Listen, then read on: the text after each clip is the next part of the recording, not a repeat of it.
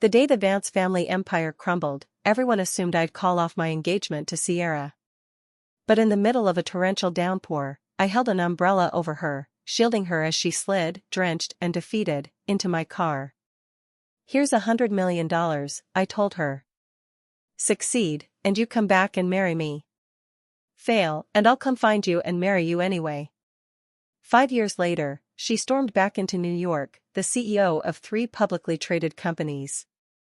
At a packed press conference, broadcast on every major news network, she announced, "Lucas Shaw and I ended our engagement 5 years ago." In those 5 years, she'd had someone else. Someone who was there for her. A shoulder to cry on when she was exhausted, a comfort when she was heartbroken, a cheerleader when she succeeded. They had weathered the storm together, fought side by side, and fallen in love. And the man who'd thrown her $100 million lifeline to rebuild her world? He was now the butt of the joke. "This is $300 million, Sierra said, sliding a cashier's check across the table. "Consider the debt repaid." Success had chiseled away her youthful softness, replacing it with a sharp, mature confidence. She was a powerhouse, radiating an almost intimidating sensuality. It was that look that had captivated me all those years ago, making me defy my own father's warnings to help her. Even now, just looking at her, a primal sense of possession flared within me.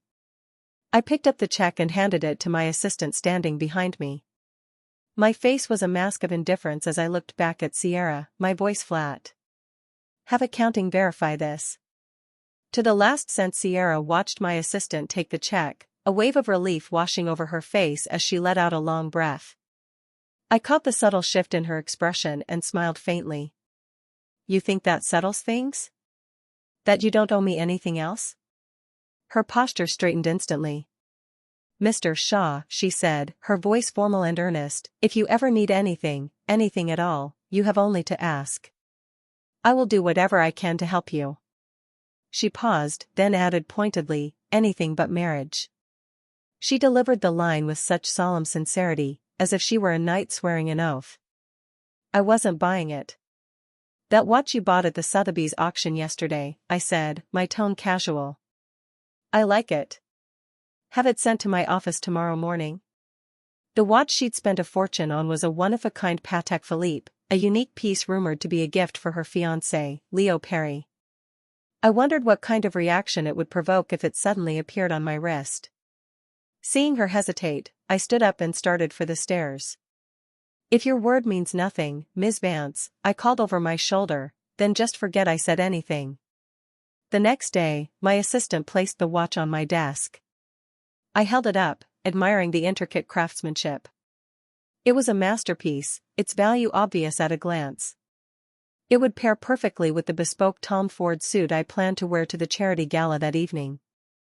At the gala, Sierra arrived with her fiancé, Leo, on her arm. I, on the other hand, was alone. The whispers started almost immediately, a rising tide of gossip centered on why the watch Sierra had bought for her fiancé was now clasped around my wrist. Her fiancé, Leo, approached me, a practiced smile on his face. "Lucas," he began, "Sierra explained everything. The watch was a gesture of gratitude for your past kindness." I took a sip of my champagne and turned away, dismissing him. He wasn't worth my time. But he persisted, his tone dripping with condescension. "You might have money, Lucas, but you don't know the first thing about love. Otherwise, Sierra wouldn't have chosen me." I glanced at the half-empty glass in my hand, suddenly feeling it wasn't nearly strong enough. I set it down, picked up a slice of tiramisu from a passing tray, and smashed it squarely into his smug face. A collective gasp echoed through the ballroom as all eyes turned to us. Sierra rushed over, pulling a silk handkerchief from her clutch to wipe the cream from Leo's face. "What the hell do you think you're doing?" she snapped at me. "Why are you harassing my fiancé?" I dropped the plate onto a table, wiped my fingers with a napkin, and shrugged. He was ruining my appetite. Leo, ever the performer, adopted a look of pained forbearance, a masterclass in male martyrdom. "I was just telling Mr. Shaw that I don't mind him taking my watch. If it helps him feel better, he can have anything he wants." His words were the cue for my arch-nemesis, Ryder Stone, to chime in. Arms crossed, he declared loudly, same old Luke Shaw, bullying everyone. Thinks his family's money gives him the right to take whatever he wants. A chorus of agreement rose from the crowd, all of them condemning me as an arrogant, entitled trust fund brat. Through it all, I kept a polite smile plastered on my face, my eyes locked on Sierra's. Her gaze was a murky, unreadable storm. After a long, tense moment, she finally spoke. Let's go. She took Leo's hand and led him away. Watching them walk off together felt like a knife twisting in my gut. We were engaged at 18.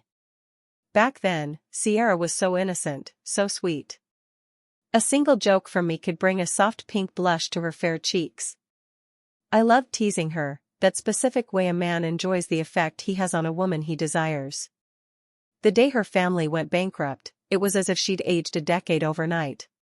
Her gaze became steely, her entire being radiating a defiant, unbreakable will. I knew she would succeed. I just forgot that once she did, she might not remember our engagement. Do I regret it? I never regret anything. I could build her up, and I could just as easily tear her back down into the mud. From that night on, wherever Sierra went, I was there. If she made a bid for a piece of real estate, I'd outbid her by double. If she competed for a corporate contract, I'd undercut her by half. When it came to a war of wealth, she was hopelessly outmatched. I was Lucas Shaw. I had been ruling the game in New York City while she was still struggling to get by in some backwater town with the $100 million I'd given her. Finally, she broke.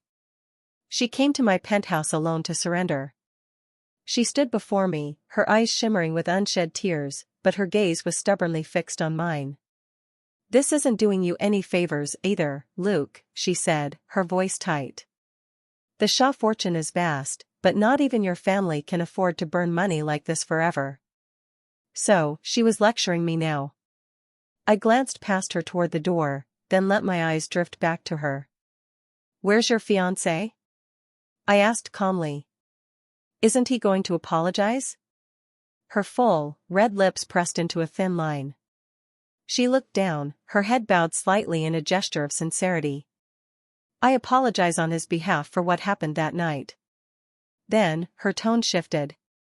But you threw the first punch, or, well, the first cake. No matter how you look at it, you both share the blame. Fine. So much for an apology.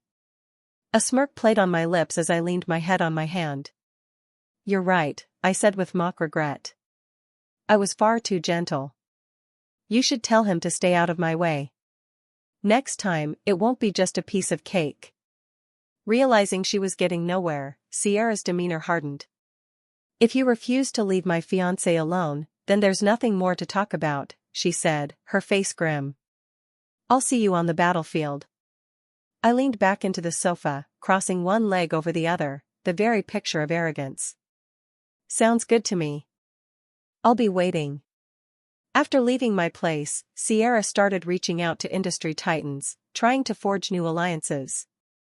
But in New York, all it took was one word from me, and no one would dare work with her. Besides, the collapse of her family's company had burned a lot of bridges. I wasn't the only one who didn't want to see her rise again. What I hadn't counted on was Leo Perry being a damn influencer with millions of followers.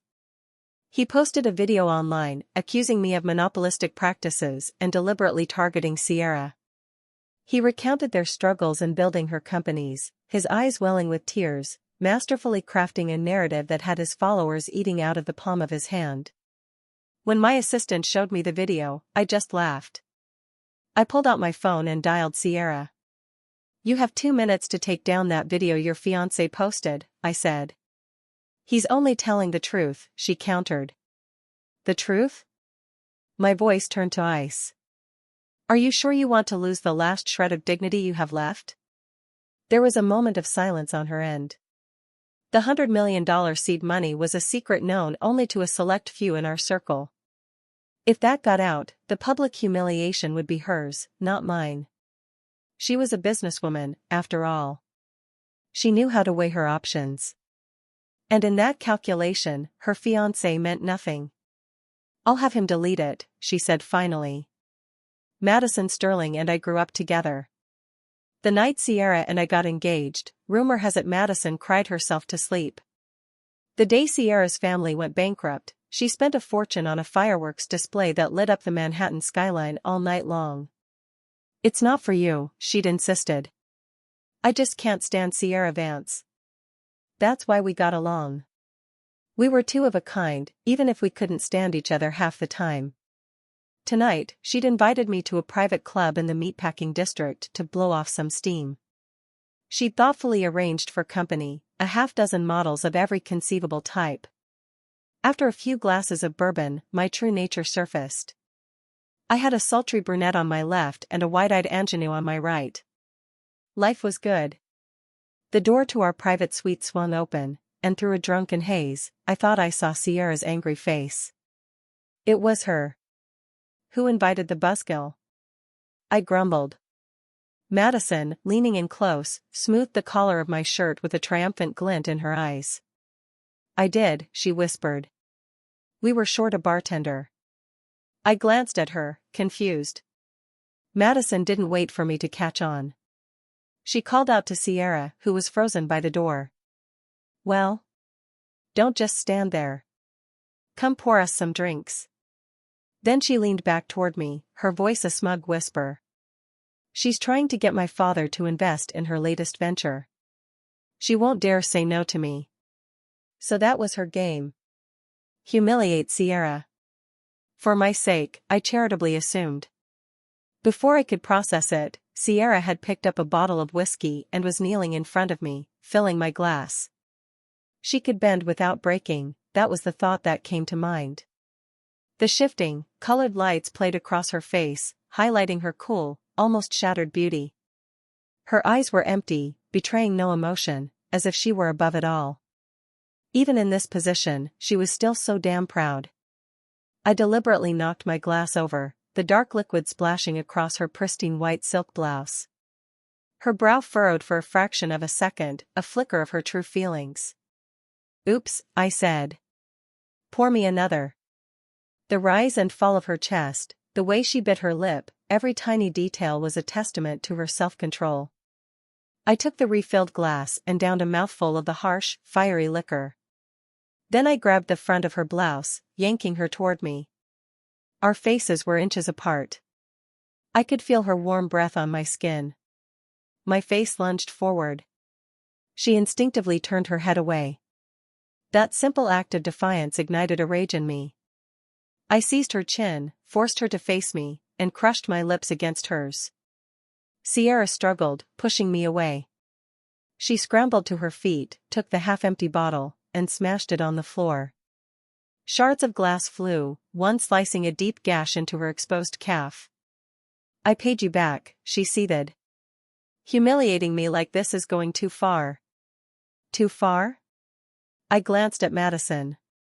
Madison shook her head immediately. "Of course not.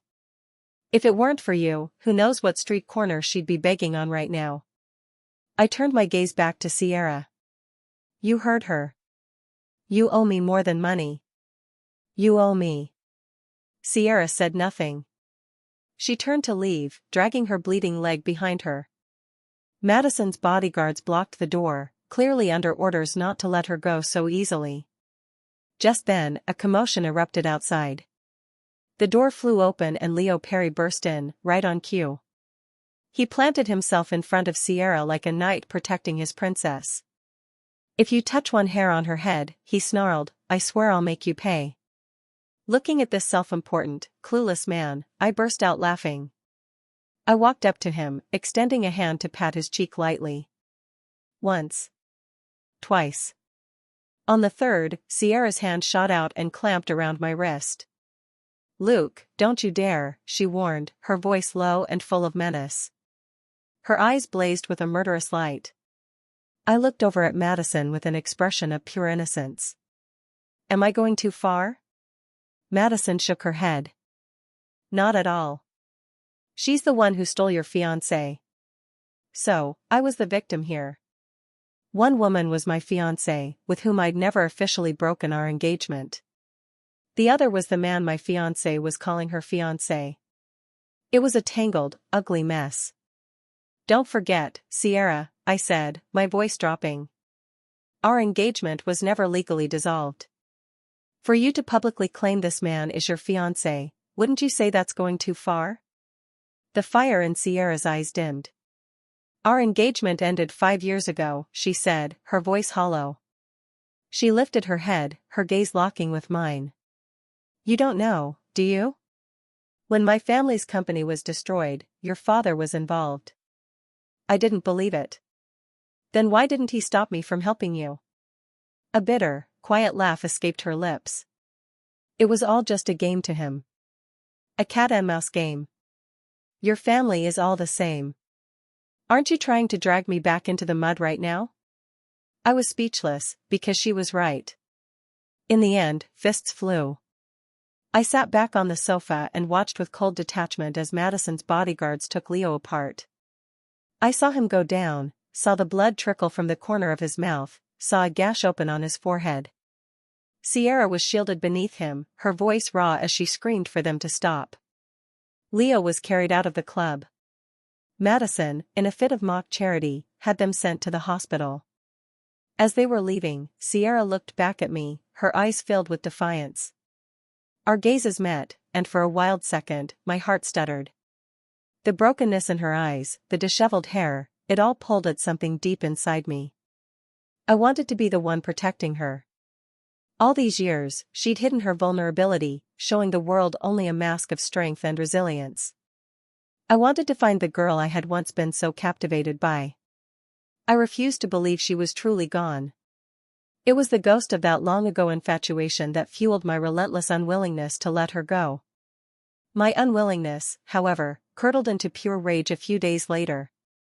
In a televised interview, Sierra stated unequivocally, "My engagement to Lucas Shaw was terminated 5 years ago." Reporters camped outside my townhouse, desperate for my side of the story. My side was simple. I gave it to the first journalist who shoved a microphone in my face. Sierra Vance took my $100 million to get back on her feet, and then she ghosted me. A classic case of use and abuse. Within half an hour, headlines exploded across the internet. "Jilted billionaire, Shaw claims Vance is a gold-digging traitor." Leo Perry was branded the other man. In response, Leo posted a video of Sierra's bandaged leg, claiming I had a violent streak, that I was emotionally unstable, that I was mentally ill. He even somehow produced a diagnostic letter confirming I had seen a therapist. The war between Sierra and me was just beginning. I put on a bespoke suit and, with a smile, attended my company's new product launch. When reporters asked about my personal life, I deflected every question. "Please, let's focus on the new product line." "Miss Vance? I don't know her well." "Mr. Perry? The name doesn't ring a bell." The media went from salivating over the gossip to being utterly confused. Was I suffering from dissociative identity disorder? Just days ago, we were at each other's throats, and now I didn't even know them? The more I acted this way, the more attention they paid. A new product needs buzz to sell. Now, not only had I saved on a massive marketing budget, but I had also turned myself into a brand. Meanwhile, in a VIP suite at a private hospital, Sierra was resting in bed, her leg bandaged, watching the news on a flat-screen TV. I sat beside her, silently peeling an apple. I managed to get the peel off in one long, continuous spiral. A small, satisfying victory. I held the apple out to her. "Eat." Sierra gave me a soft smile, her eyes filled with a surprising tenderness. "You have it." I pulled my hand back and took a huge, crunchy bite. Then I offered it to her again. "It's crisp and sweet. Go on." She took it with a resigned laugh. Just then, we heard Leo's voice shouting from the hallway. "Let me in. I need to see how Sierra's doing." A bodyguard's low voice replied, "Mr. Shaw's orders. No one is allowed inside." "I'm her fiancé." Leo protested. "Who the hell is Lucas Shaw to keep me from seeing my fiancé?" Hearing the commotion, Sierra set the apple down. I glanced toward the door. He's really getting into character, your guy. Sierra's expression was neutral. I'll handle it. The messier our public feud, the more our real enemies would believe she was truly isolated and vulnerable in New York. The fall of the Vance family had been a complex affair, with many players involved, including members of my own family. For Sierra to walk willingly back into this den of wolves was an all-or-nothing gamble. To expose the people who had framed her family, she had to become the bait, waiting for the hunters to reveal themselves. I was a Shah. I was her ex-fiancé. And I was the one who had bankrolled her return. By playing the part of her greatest enemy, I was, in fact, her greatest protector. The day Sierra was discharged, the hospital entrance was a media circus. Miss Vance, were the injuries to your leg inflicted by Mr. Shah? A reporter shouted. Leo, standing beside her, seethed with righteous indignation. Of course they were. He hired thugs to do it. The man is a complete monster. Sierra wore a look of quiet suffering, her silence a tacit confirmation of Leo's story. Parked across the street in a black Porsche Cayenne, I watched the scene unfold. My phone buzzed. A glance at the screen showed it was a call from the family estate. My father was summoning me to an internal meeting of the city's ruling families. It was scheduled for tonight. I was never invited to these high-level affairs. The only reason I was being included now was because my feud with Sierra had gotten too big to ignore. The topic of the evening, how to deal with Sierra Vance and run her out of New York for good. The heads of the three great families, Shah, Sterling, and Stone, were all present. Among the younger generation, it was just me and Madison Sterling. The Vance affair, it seemed, was more complicated than I'd ever imagined. I spent the entire meeting fiddling with my phone, saying nothing. When it was over, my father turned to me. Lucas. Your thoughts? He had just proposed that I use our old engagement to pressure Sierra, ideally to marry her and bind her interests to ours through legal ties. He never trusted the alliances with the Sterlings or the Stones. And he certainly didn't believe Sierra would forgive the Shaw family out of some misplaced sentimentality. He only trusted what he could control. I wasn't yet powerful enough to defy him, so I nodded in acquiescence. Later, I sent Sierra a text, telling her that if she was pushed into a corner, she should agree to the proposal for now. My father invited Sierra to the Shaw estate for a reunion. It was a trap, but she had to walk into it. You can't catch a tiger without entering its lair. I sat on the sidelines, a spectator to my own life, as my father threatened Sierra with marriage. I, the groom-to-be, had no say in the matter. Sierra was resolute. I will never marry Lucas Shaw.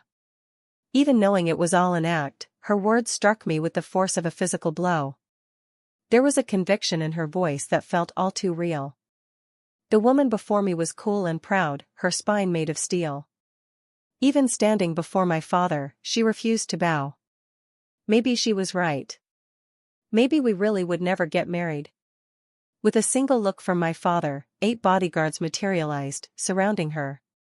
All of them were seasoned professionals. He was done with persuasion, now came the force. I felt a surge of panic, my fists clenching at my sides. The guards restrained Sierra. My father's eyes were like chips of ice, his entire presence radiating an aura of absolute authority. Lock her up, he commanded. Let me know when she changes her mind. The guards dragged her up the stairs to a hidden room. I watched them go, the heavy slam of the iron door echoing through the house, jarring loose a memory from my childhood. My mother had been beaten to death behind that same door. I, too, had been locked in there for days on end. My mother's crime was speaking a few friendly words to our driver. Mine was disobeying one of my father's orders. His need for control was pathological. For years, I had been trying to escape his grasp. As Sierra had guessed, my father hadn't truly tried to stop me from giving her the $100 million. He had allowed it for his own sick amusement. He loved playing with people's lives, watching them struggle in the mud. The more they fought, the more he enjoyed it. Late that night, I used a key I'd had secretly copied years ago and let Sierra out. The sight of her huddled in the corner of that dark, cold room made my chest ache with a pain that was hard to breathe through. "Don't be sad," she said softly, her hands gently cupping my face. She was comforting me. "I'm sorry," I choked out, my voice thick. "After all these years, I still can't beat him. I just stood by and let him hurt you." "I'm so sorry." She wrapped her arms around me, patting my back. "You've already done more than enough for me." I shook my head. It wasn't enough. Under the cover of darkness, I led Sierra out through a back exit. But at the last moment, my father's men spotted us. From a second-story window, my father, enraged, pulled the trigger. After the crack of the gunshot, I collapsed, falling behind Sierra. "Go!" I yelled, pushing her forward. "Get out of here!" She glanced back, her steps faltering as she started to turn around. "He's my father," I forced out. "He won't kill me." She believed me. She climbed into a car that was waiting at the gate. But that car, it wasn't one I had arranged. In the brief flash of its interior light, I saw the driver. It was Leo Perry. I lowered my head, a bitter smile twisting my lips. I had been a fool. Even if I hadn't saved her, someone else would have. She had her own plans, her own contingencies, and she hadn't told me a single thing about them. Leo wasn't just an actor she'd hired, he was her partner. He had been all along. My father's hand clamped around my neck, his grip so tight I thought he would crush my windpipe. Our eyes met, and the inferno of rage in his made me tremble. "Lock him up," he roared. I was thrown back into the secret room. He stood over me, holding the same whip I remembered from my childhood. He advanced on me, step by step. I watched him, resigned to my fate. He swung the whip, and each lash that landed on my body felt like it was tearing my skin from my bones. Eventually, he grew tired. Blood dripped from the whip onto the cold stone floor. I lay there, barely conscious, blood pouring from the bullet wound in my leg. The pain suddenly vanished. Time seemed to rewind to a spring day years ago. A gentle breeze, a warm sun, and a beautiful, innocent girl standing under the shade of a tree. A loudmouthed kid with bleached blonde hair held out a heart-covered love letter. "Sierra, I like you. Be my girlfriend." The girl, Sierra, snatched the letter and tossed it into a nearby trash can. I, a spectator, stood nearby, smoothing my own hair and laughing freely. The blonde kid, feeling insulted, stormed over and threw a punch at me. I dodged easily, and he stumbled, falling flat on his face. My laughter grew louder. That kid, Ryder Stone, would later become my sworn enemy. More than half of the nasty rumors about me circulating in the city were his handiwork. For me, seeing Sierra was love at first sight. For her, I was probably just some lunatic. Sierra was a woman of few words. As the sole heir to the Vance fortune, she had been rigorously trained from childhood. Her life's purpose was to learn how to be a worthy leader. I was the opposite. Raised under my father's brutal tyranny, I was a walking rebellion. She had ability and ambition. I had always known I wouldn't be the final chapter of her story. I might be a villain, or maybe just a disposable side character. But I couldn't accept that. I felt like I could be the hero, too. My father, however, wasn't done with me. He had me sent to the hospital and arranged for the best possible medical care. Half a month later, I saw the news on my hospital room TV. I was getting engaged. To Madison Sterling. The ceremony was in 3 days.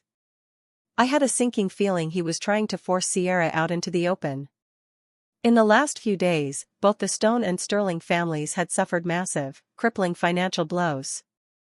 Sierra's methods were so ruthless that even a man like my father was getting desperate. The door to my room opened, and my father walked in, flanked by his bodyguards. He stood at the foot of my bed, looking down at me. "When did you and Sierra start working together?" "We're not working together," I said, looking down and denying it. If you want to live, he said coldly, you will do exactly as I say. At the engagement party in 3 days, you will do whatever it takes to get Sierra to show up. Otherwise. He trailed off, but I could already hear the sound of the whip slicing through the air. Understood, I said, my teeth chattering. My phone was returned to me.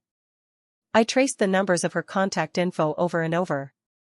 Finally, my fingers flew across the screen, sending a single message.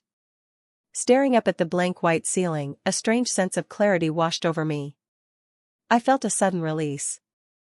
Born into a family like this, with a father like him, if I could save even one person, what right did I have to ask for anything in return? Maybe I was born to pay for the sins of the Shah family. 3 days passed in a blur. The scars on my body had faded, and my strength had returned. At the lavish engagement party, packed with the city's elite, every face was a mask of formal gravity. The entire estate was surrounded, a net waiting to be sprung. My father was watching my every move. I knew it, but I didn't care. I played the part of the dutiful son, the happy groom-to-be, smiling politely as I moved through the crowd, glass in hand. As the night wore on, my father's calm composure began to fray, his brow furrowing with anxiety. The person he was waiting for never appeared. He looked at me, at my serene expression, and a flicker of understanding crossed his face. He pulled me into a private room. "Where is she?" he demanded. "Why isn't she here?" I met his gaze and let out a soft laugh. "I suppose she's not coming." That day, my message to Sierra had been a threat. "If you dare to show up, I will jump from the roof of this building." My father glanced at a nearby bodyguard, who immediately understood, unbuckling his belt and handing it to him. My laughter grew wilder as I taunted him. "You should do it. Kill me, just like you killed my mother." His body went rigid. "Your mother deserved to die," he hissed through clenched teeth. He raised the belt high. In the split second before it fell, the piercing wail of police sirens shattered the night. The door burst open. Sierra stormed in, followed by a tactical team with their guns drawn. My father and his bodyguards were swarmed and restrained. I stared at the scene, stunned. Sierra. She hadn't told me. Was it a lack of trust? Or had she never trusted me at all? "Luke, are you okay?" The woman before me spoke with urgent concern, her eyes wide with worry as she gently wrapped her arms around me. I buried my face in the curve of her neck, unwilling to speak, unwilling to respond. I felt as if the entire world had abandoned me. The repeated betrayals of her trust had eroded my own. Was I just a pawn in your game? My voice was muffled against her skin.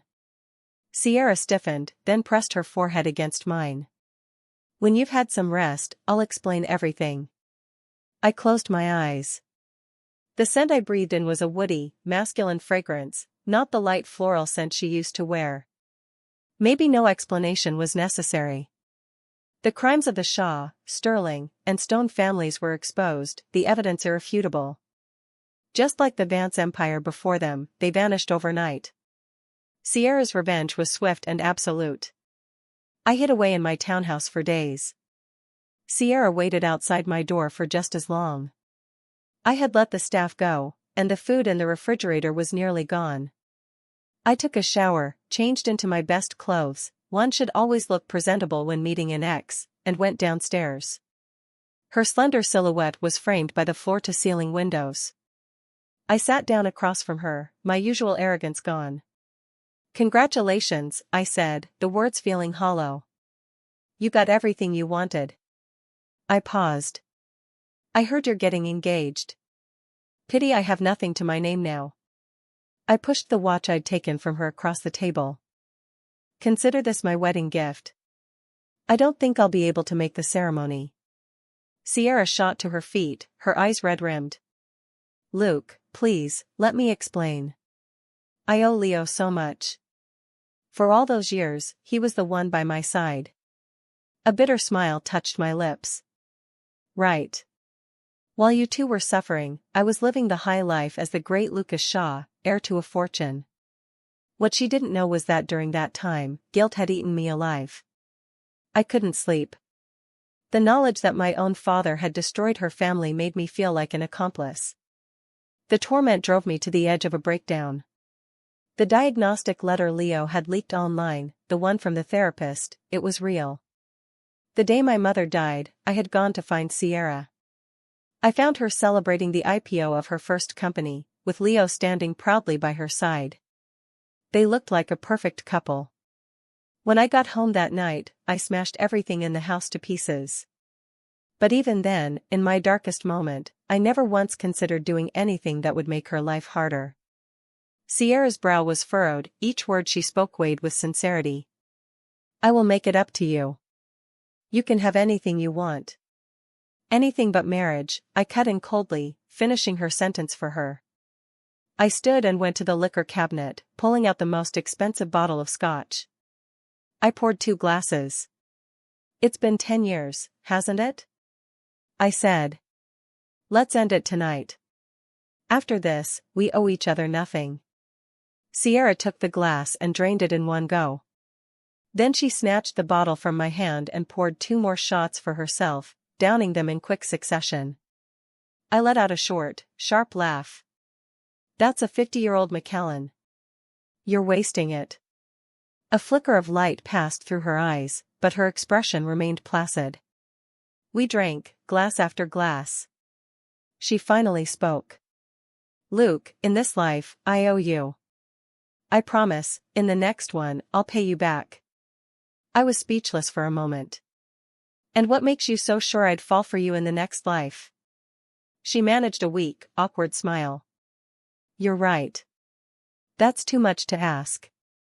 I lifted my chin. A good man like me is hard to find. You missed your chance. 1 bottle emptied, then a second, then a third. We moved from the window to the sofa, and from the sofa to the bedroom. The aftermath of a night like that is always the same, a pounding headache and a memory full of holes. Clothes were strewn across the floor, the sheets were a tangled mess, empty bottles lay on their sides. Was it a moment of uncontrollable passion? Or just a drunken mistake? I looked at Sierra, still asleep, and I couldn't find the answer. I threw on a random set of clothes and slipped out of the house. There was no time to fix my disheveled hair or wipe the exhaustion from my face. I hailed a cab and went straight to JFK. A one-way ticket to Seattle, I told the agent. As the plane climbed above the clouds, a sense of peace finally settled over me. I ran. I had become a deserter in the war of love. 5 years can grind a man down, tempering him into someone more restrained, more composed, more numb. Then, a woman's dark, intense gaze met mine, and my brain short-circuited. My heart hammered against my ribs, a frantic, wild drumbeat. The calm I had cultivated so carefully over the years vanished in an instant. It turns out a heart really can beat for only one person. Hey, man. You know her? My friend, Pike, tugged on my sleeve, his eyes following my stare across the coffee shop. Sierra's eyes were cold, her expression unreadable, but I could feel a low hum of anger coming off her in waves. What did she have to be angry about? I couldn't understand it. I turned back to Pike. Never seen her before. When I looked again, she was standing right in front of me. We need to talk. Her voice was as cool and sharp as a winter morning. She grabbed my arm, trying to pull me away. Pike moved to intervene, but a single look from me stopped him. We stood under a sycamore tree, facing each other. Sierra's voice was choked with emotion. How have you been all these years? Great, I answered evenly. I've missed you. My fingertips trembled. I licked my dry lips. Thanks for remembering me, I said, forcing a small laugh, but... I held up my left hand, showing her the simple silver band on my ring finger. I'm getting married. The light went out of her eyes. Her mouth opened and closed, but no words came out. Finally, she managed to whisper, I wish you happiness. I gave a slight smile, my tone breezy. My fiancé is waiting for me, so I should get going. I turned to walk away. Her hand shot out, grabbing my arm. She pulled me back, hard, into a warm embrace. Her slender fingers tangled in my hair, and a pair of cool lips pressed against mine. I pushed her away. "Don't do this," I said, my voice cold. "Stop bothering me." She was engaged to Leo Perry. The news had reached me, even all the way out here on the West Coast. "I'm sorry," she said, her voice laced with a bitter pain. I miss you so much. I think about you all the time." I sighed, a wave of weariness washing over me. "You're engaged, Sierra. You have a responsibility to your relationship. Thinking about another man like this, you'll end up hurting everyone." Her eyes reddened. She wrapped her arms tightly around my waist. "Luke, I called off the engagement with Leo. We can be together again. Please." My whole body tensed. A voice inside me screamed, "Say yes." But reason won out over emotion. "I'm sorry. I love my fiancé very much." "And what about me?" Her voice rose with desperation, her eyes locking onto mine. I stared down at the tips of my shoes, unsure what to say. "Luke, I love you. I really, really love you. Let's try again." A single tear traced a path down her cheek. "If you really love me," I said quietly, "then you'll leave me alone and let me live my life. Please."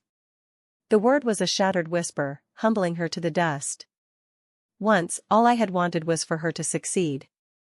And she had. She stood at the very pinnacle of success, more brilliant than I could have ever imagined. I was proud of what she'd become. It proved my bet on her had been the right one, didn't it? I gently broke free from her grasp and turned away. The autumn leaves drifted down from the trees, painting a scene of deep, quiet sorrow. 5 years, and then another 5. A chance missed is a chance lost forever. My father died by suicide in prison 3 years ago. I knew then that there was no going back for me. And how could Sierra ever forget the horrific car crash that had killed her parents? Some things, once broken, can't be fixed. We were better off finding our own peace, separately. That was the only perfect ending left for us.